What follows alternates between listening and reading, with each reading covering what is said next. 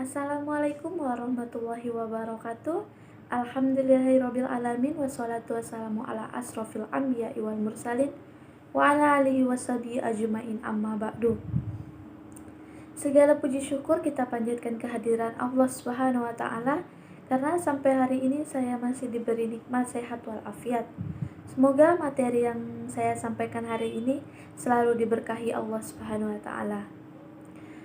Pertama-tama, perkenalkan, nama saya Wardah Khoniah, NIM 1206122, mata kuliah Islamic Marketing dan Manajemen, dosen pengampu Adi Mursalin SEMM, dan saya berasal dari kelas Akuntansi Syariah 3B. Di sini saya akan menjawab soal-soal dari UTS. Yang pertama, tentang aktivitas di Zoom. Saya menghadiri aktivitas pada Zoom itu 7 kali pertemuan dan pada hari ini UTS-nya pertemuan ke-8.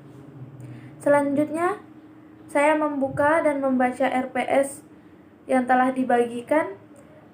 Di dalam RPS tersebut ada 16 bab.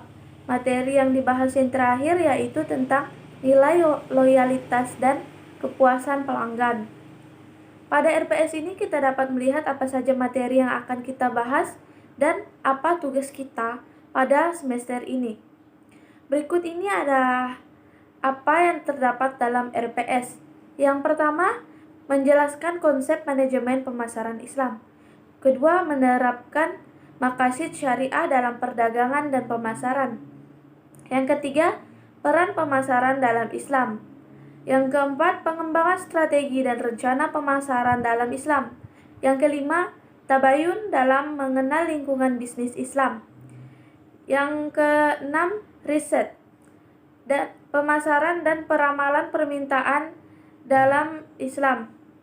Yang ketujuh, ada nilai loyalitas dan kepuasan pelanggan dalam Islam. Yang kedelapan, meningkatkan nilai pelanggan. Yang ke-9, menganalisis pasar konsumen dan pasar bisnis dalam Islam. Yang ke-10, menjelaskan persaingan bisnis dalam Islam. Yang ke-11, ekuitas dan position merek dalam Islam. Yang ke-12, ada segmen dan target pasar dalam pasar. Yang ke-13, ada bisnis, jasa, dan jasa pendukung produk dalam Islam. Yang ke-14, strategi penetapan harga dalam Islam. Yang ke-15, ada perkenalan produk baru dalam Islam. Dan yang terakhir yaitu tentang komunikasi pemasaran dalam Islam dan perkenalan produk baru dalam Islam. Selanjutnya yaitu materi yang sudah saya record dalam semester ini atau pertemuan-pertemuan kemarin, yaitu yang pertama, saya sudah merecord 7 kali video. Yang pertama tentang pemasaran dalam Islam, yang kedua maqasid syariah, yang ketiga pemasaran dalam Islam, yang keempat pengembangan strategi dan rencana, yang kelima tabayun, yang keenam riset pemasaran Islam, dan yang terakhir tentang loyalitas, nilai loyalitas dan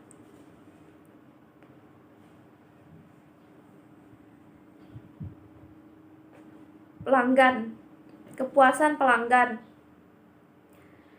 Selanjutnya yaitu selama mengikuti mata kuliah Islamik, saya aktif dalam menjawab soal-soal diskusi di dalam Zoom. Saya aktif menjawab soal-soal pada Zoom berlangsung. Setiap pertemuan, saya insya Allah akan menjawab pertanyaan yang sudah diberikan terlebih dahulu sebelum pertemuan. Yang pertama, hanya membahas tentang konsep manajemen Islam dan memperkenalkan diri. Yang kedua, tentang maqasid syariah. Saya menjawab tentang talaki rukban dan ba'i najasi. Yang ketiga, peran pemasaran dalam Islam tentang harga dan persaingan sempurna pada pasar. Dan yang keempat, yaitu tidak mengadakan Zoom, tapi kami membuat video record yang akan di-share di YouTube, Facebook, dan grup WhatsApp. Yang kelima tentang tabayun. Saya menjawab surah Al-Ahzab ayat 70 dan persamaan penafsiran Al-Qarni dan Muhammad Quraisy Shihab tentang ayat-ayat tabayun. Yang keenam, riset pemasaran tentang pengertian riset pemasaran, klasifikasi riset pasar. Yang ketujuh, karena waktunya tidak cukup atau sedikit, jadi saya hanya menjawab soal-soal pada YouTube saja. Selanjutnya, kita akan menjawab pertanyaan yang berkenaan dengan teori-teori yang telah dijelaskan pada pertemuan Islamic Marketing dan Manajemen. Yang pertama, Surah Al-Jamaah dan Surah Al-Maidah. Apa kandungannya dan artinya? Yang pertama, Surah Al-Jamaah ayat 10. A'udzu billahi minasy syaithanir rajim. Bismillahirrahmanirrahim. Fa'iza qudiyatis sholatun fantashiru fil ardi fabtaghu min fadlillahi wadhkurullaha katsiran la'allakum tuflihun. Yang artinya, apabila sholat telah dilaksanakan, maka bertebarkanlah kamu di bumi. Carilah karunia Allah dan ingatlah Allah banyak-banyak agar kamu beruntung. Kandungannya yaitu perintah mencari rezeki yang halal dengan cara berdagang dan tidak lupa melaksanakan sholat 5 waktu. Selanjutnya, Surah Al-Maidah ayat 2. A'udzu billahi minasy syaithanir rajim. Bismillahirrahmanirrahim. Ya ayyuhallazina amanu la tuhillu sha'airallahi wa la syahrul harama wa la hadya walal qalaida wala amminal baital harama bainahuna fadlan min rabbihim wa ridwana wa iza halaltum fadta'u wa la yabrimannakum syana'anu qaumin an saddukum anil masjidil harami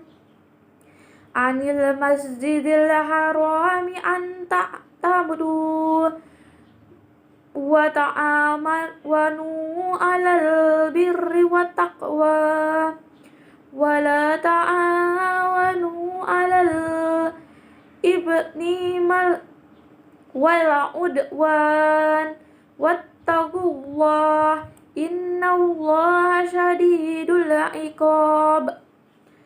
Yang artinya, wahai orang-orang yang beriman, janganlah kamu melanggar syiar-syiar kecuali kesucian Allah, dan janganlah melanggar kehormatan bulan-bulan haram.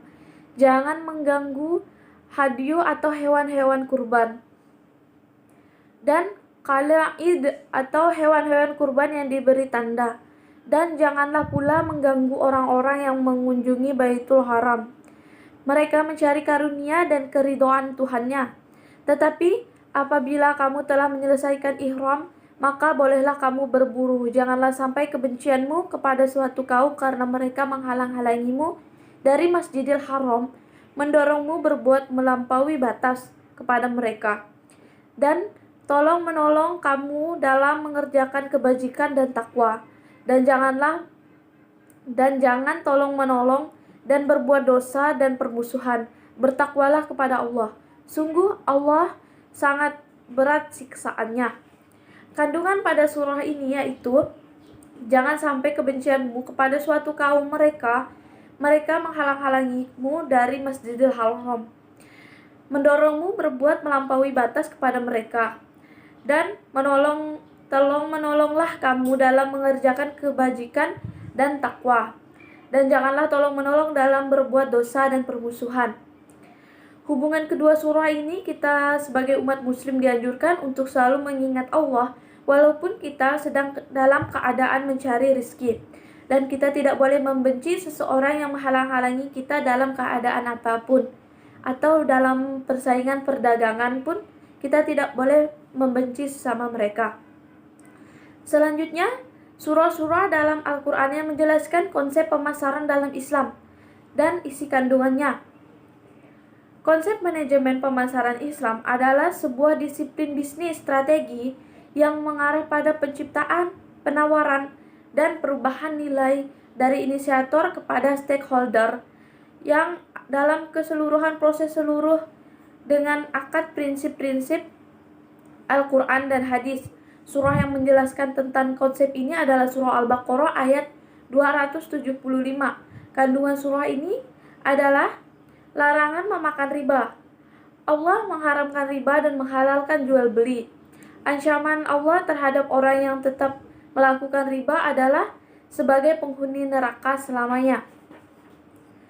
Bunyi dari surah Al-Baqarah ayat 275 adalah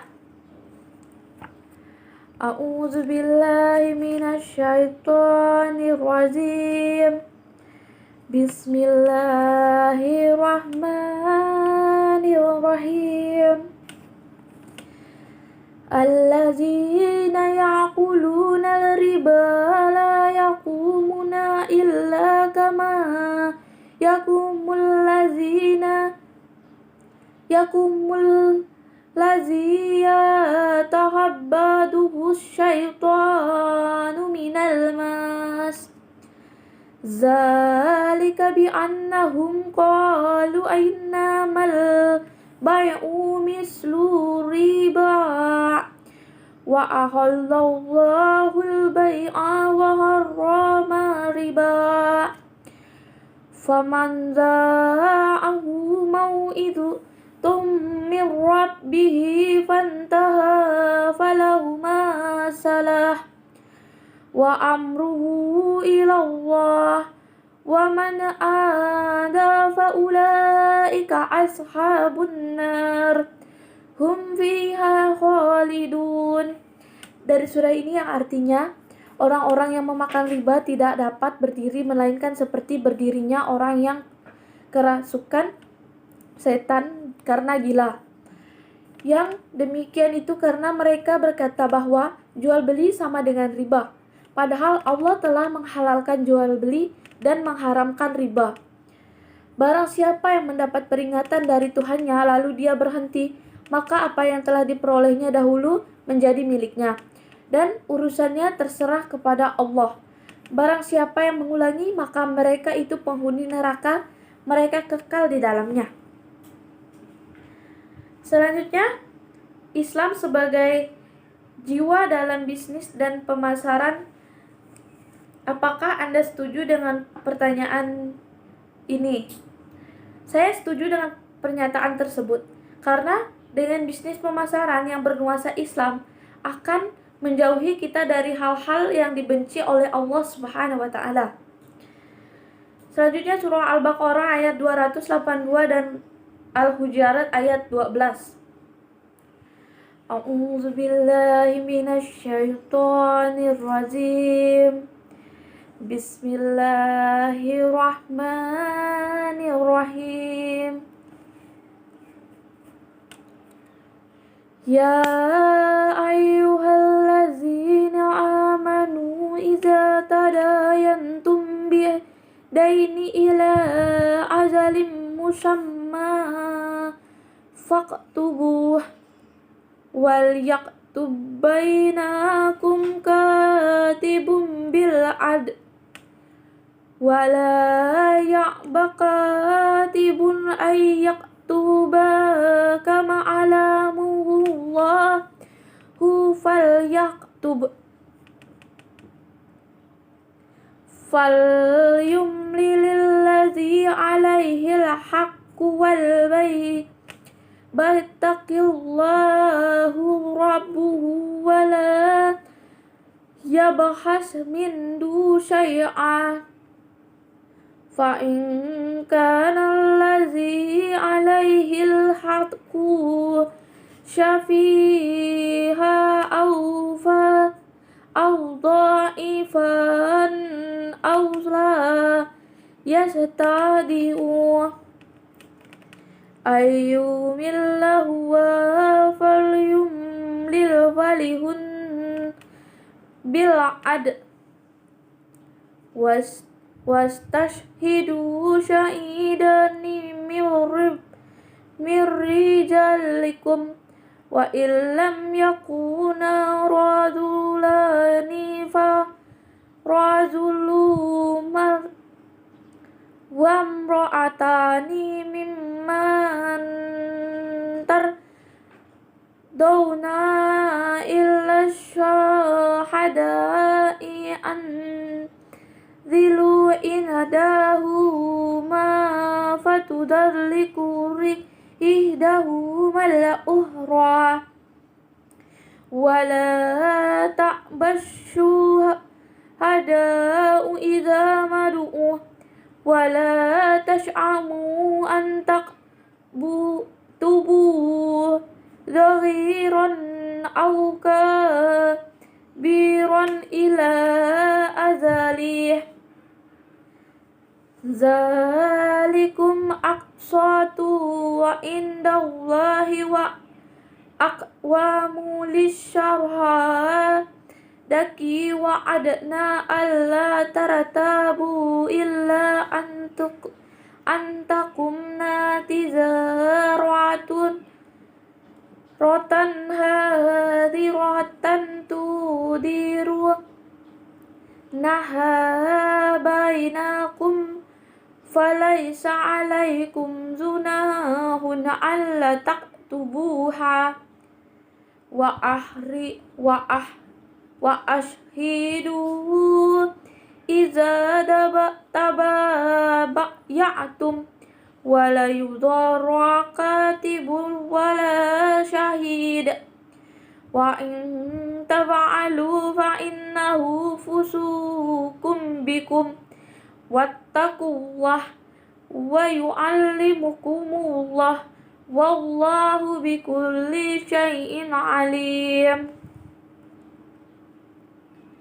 Yang artinya, wahai orang-orang yang beriman, apabila kamu melakukan utang piutang untuk melakukan waktu yang ditentukan, hendaklah kamu menulisnya, dan hendaklah seorang penulis di antara kamu menuliskannya dengan benar. Janganlah penulis menolak untuk menuliskannya, sebagaimana Allah telah mengajarkan kepadanya, maka hendaklah dia menulisnya, dan hendaklah orang yang berhutang itu mendiktekan, dan hendaklah dia bertakwa kepada Allah Tuhannya, dan janganlah dia mengurangi sedikit pun daripadanya. Jika yang berhutang itu orang yang kurang akalnya atau lemah keadaannya atau tidak mampu mendikte sendiri, maka hendaklah walinya mendiktekan dengan benar, dan persaksikanlah dengan 2 orang yang benar, dan persaksikanlah dengan 2 orang saksi laki-laki di antara kamu. Tidak ada 2 orang laki-laki, maka boleh seorang yang kamu sukai daripada saksi yang ada, agar jika seseorang lupa, maka seorang lagi mengingatkannya. Dan janganlah saksi-saksi itu menolak apabila dipanggil, dan janganlah kamu bosan menuliskannya untuk batas waktu yang kecil maupun besar.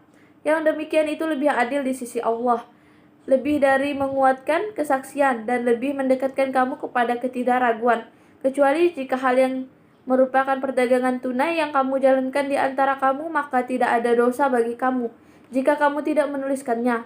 Dan apabila kamu berjual beli, dan janganlah menulis mempersulit, dan begitu juga saksi. Jika kamu lakukan yang demikian, maka sesungguhnya hal itu suatu kefasikan pada kamu, dan bertakwalah kepada Allah. Allah memberikan pengajaran kepadamu, dan Allah Maha mengetahui segalanya. Kandungan pada surah Al-Baqarah ayat 282 ini adalah, dan janganlah penulis enggan menuliskannya sebagai Allah mengajarkan mereka. Hendaklah ia menulis, dan hendaklah orang yang berhutang itu menginfakkan, dan hendaklah ia bertakwa kepada Allah Tuhannya, dan janganlah mengurangi sedikit pun daripada hutangnya. Selanjutnya surah Al-Hujurat ayat 12. A'udzu billahi minasy syaithanir rajim. Bismillahirrahmanirrahim.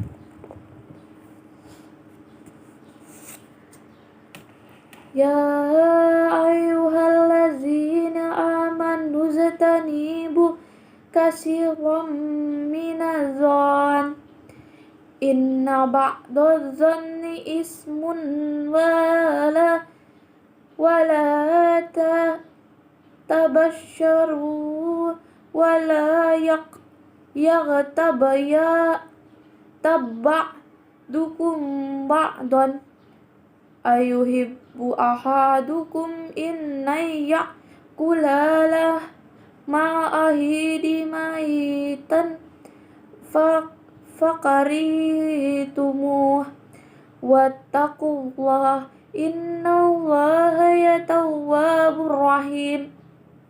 Yang artinya, wahai orang yang beriman, jauhilah banyak dari prasangka. Sesungguhnya sebagaimana prasangka itu dosa, dan janganlah kamu mencari-cari kesalahan orang lain, dan janganlah ada di antara kamu yang mengunjing sebagaimana yang lain. Apakah Anda di antara kamu yang suka yang memakan daging saudaranya yang sudah mati? Tentu kamu merasa jijik, dan bertakwalah kepada Allah. Sesungguhnya Allah Maha penerima taubat dan Maha penyayang. Kandungan surah Al-Hujurat ayat 12 ini menegaskan, dugaan yang tidak benar adalah dosa. Dugaan menjadi dosa karena kebiasaannya merupakan pemikiran buruk tanpa dasar. Pemikiran buruk inilah yang menyebabkan seorang orang terjerumus ke dalam dosa. Hubungan kedua surah ini dalam pemasaran adalah kita sebagai pedagang tidak boleh mengurangi sedikit pun hutang jika ada hutang di antara kita. Dan Allah menegaskan hal ini tersebut menjauhi pikiran buruk tentang sesuatu yang dapat menjerumuskan kita ke dalam dosa. Yang selanjutnya, apa yang dimaksud dengan maqasid syariah dalam perdagangan dan pemasaran? Maqasid syariah adalah tujuan-tujuan yang hendak dicapai dari suatu penetapan hukum. Pengertian bersifat umum itu identik dengan pengertian istilah maqasid al-syar'i, yang artinya maksud Allah dalam menurunkan ayat hukum, atau maksud Rasulullah dalam mengeluarkan hadis hukum. Surah yang menjelaskan tentang tijarah adalah surah An-Nisa ayat 29 yang berbunyi, A'udzu billahi minasy syaithanir rajim. Bismillahirrahmanirrahim. Ya ayyuhallazina amanu la ta'kulu amwalakum bainakum bil badili illa antakum natidaratan antaradim minkum wala taqtulu anfusakum innallaha kana bikum rahimah. Yang artinya, wahai orang-orang yang beriman, janganlah kamu saling memakan harta sesamamu dengan jalan yang batil atau tidak benar, kecuali dalam perdagangan yang berlaku atas dasar suka sama suka di antara kamu. Dan janganlah kamu membunuh dirimu. Sesungguhnya Allah Maha Penyayang kepadamu. Dalam surah ini, larangan tegas mengenai memakan harta orang lain atau hartanya sendiri dengan jalan yang batil atau tidak benar.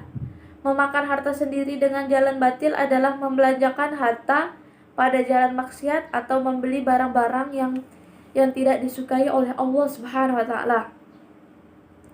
Selanjutnya, pengertian dari riba. Riba adalah pengambilan tambahan dari harta pokok atau modal yang dapat dikumpulkan.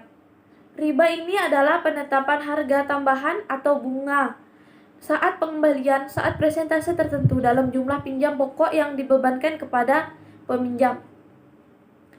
Yang kedua, talaki rukban. Talaki rukban adalah pembelian barang dengan cara mencegat orang desa sebelum sampai pasar agar dia dapat membeli barang dengan harga murah dan menjual kembali dengan harga yang mahal dan mendapat keuntungan yang lebih daripada penjual sebelumnya.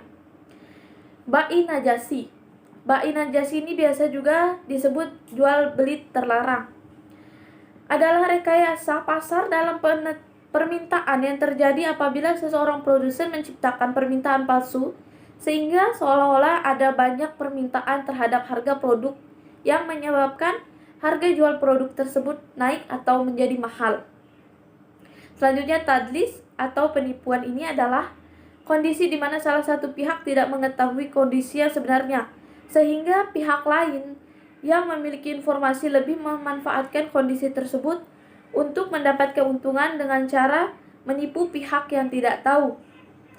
Selanjutnya, ikhtiar adalah kegiatan yang dilakukan seorang pelaku ekonomi yang menimbun sesuatu barang dengan tujuan untuk mendapatkan keuntungan sebesar-besarnya tanpa melihat kesusahan orang lain.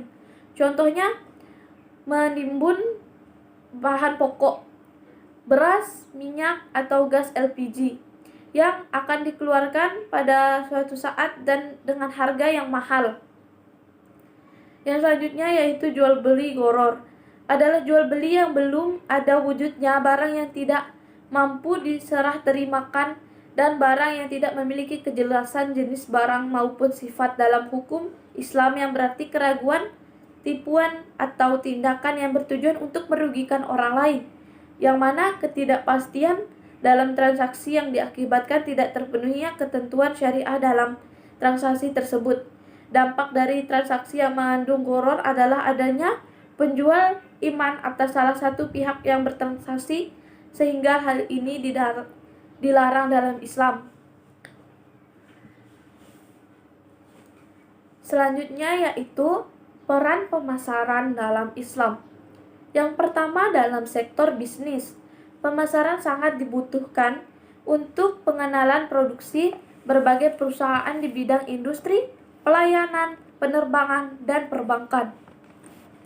Yang kedua, dalam sektor non-profit, penawaran kerap digunakan sebagai upaya promosi organisasi, perguruan tinggi, rumah sakit, dan berbagai kelompok kesenian atau komunitas lainnya untuk menarik peminat. Yang terakhir, dalam sektor internasional, pemasaran kerap digunakan oleh perusahaan multinasional yang bertujuan meningkatkan pemasaran global. Selanjutnya yaitu cara pengembangan strategi dan rencana pemasaran dalam Islam. Yang pertama, bisa dari segmentasi pemasaran. Yang kedua, penentuan posisi pasar. Yang ketiga, strategi memasuki pasar. Yang keempat, strategi marketing mix. Yang kelima, strategi penentuan waktu. Dan yang terakhir, pengkajian peluang pertumbuhan. Yang selanjutnya, perusahaan harus melakukan tabayun dalam mengenal lingkungan bisnis. Mengapa? Karena tabayun ini adalah akhlak mulia yang merupakan prinsip penting dalam menjaga kemurnian ajaran Islam dan keharmonian dalam pergaulan. Begitu pula dengan kehidupan sosial masyarakat.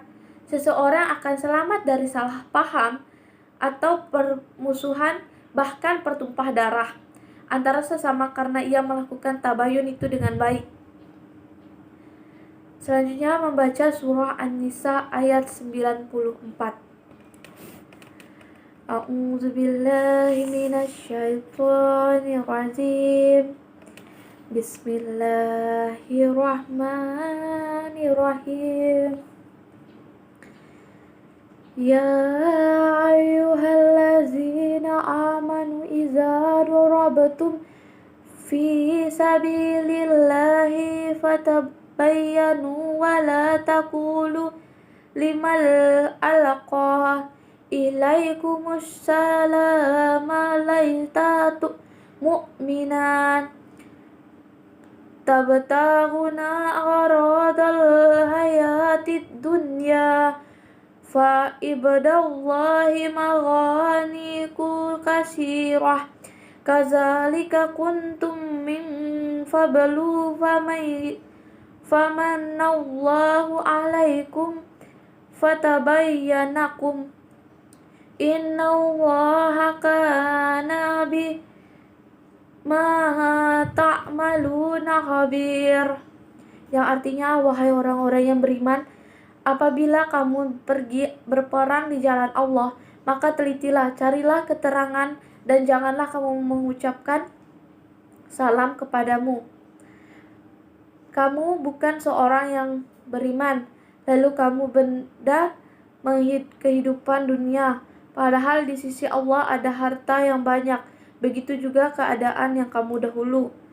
Lalu Allah memberikan nikmatnya kepadamu, maka telitilah sesungguhnya Allah Maha teliti terhadap apa yang kamu kerjakan.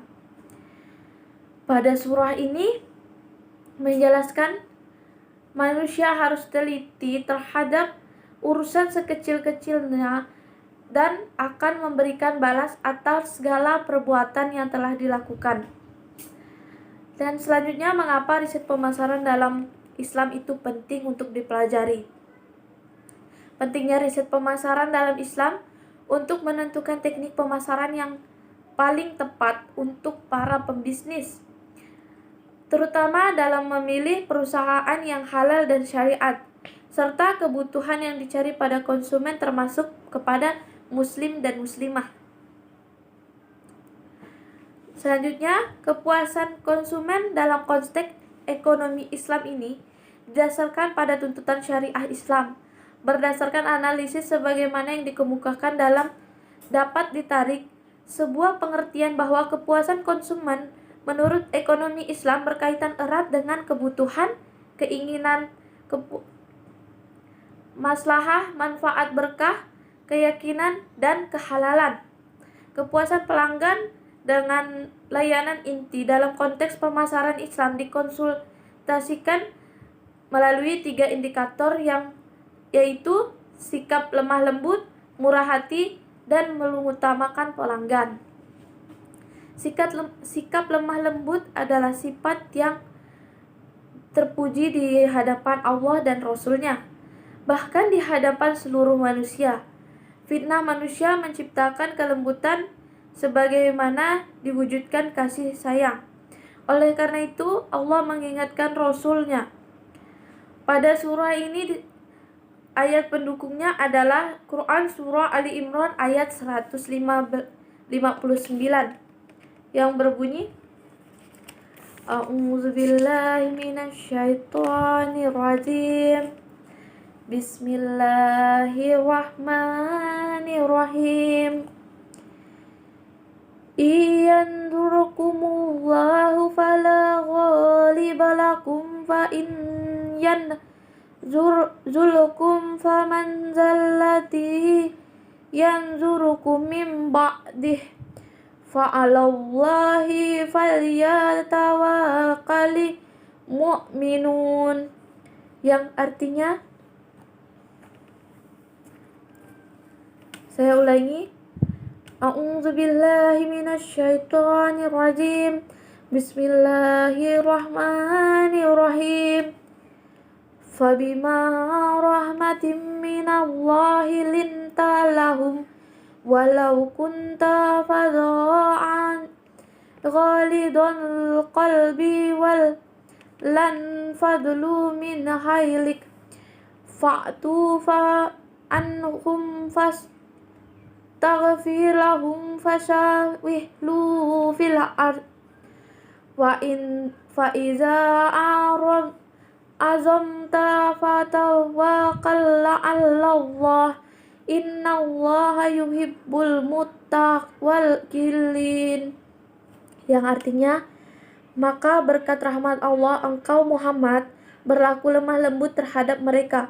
Sekiranya engkau bersikap keras dan berhati keras, tentulah mereka menjauhkan diri dari sekitarmu.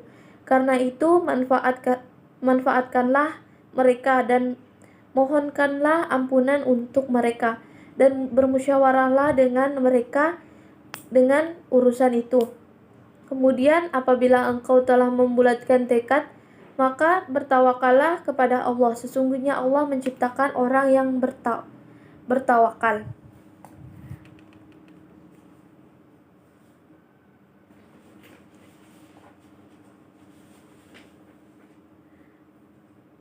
Ayat tersebut di atas memberikan gambaran bahwa sikap lemah lembut merupakan faktor penting dalam memberikan layanan sepenuhnya, agar pelanggan merasa memperoleh kepuasan sesuai dengan yang diharapkannya, maka bisa membeli melebihi harapan. Dengan melakukan kepuasan-kepuasan pelanggan, pelanggan tidak akan bosan datang ke tempat kita berdagang atau lebih suka terhadap kita. Maka janganlah lupa kita selalu dalam berdagang menerapkan sistem nilai loyalitas dan kepuasan pelanggan. Mungkin itu saja materi UTS yang dapat saya sampaikan. Jika ada salah kata atau membacakan ayat Al-Quran, saya mohon maaf. Wabillahi taufiq wal hidayah. Wassalamualaikum warahmatullahi wabarakatuh.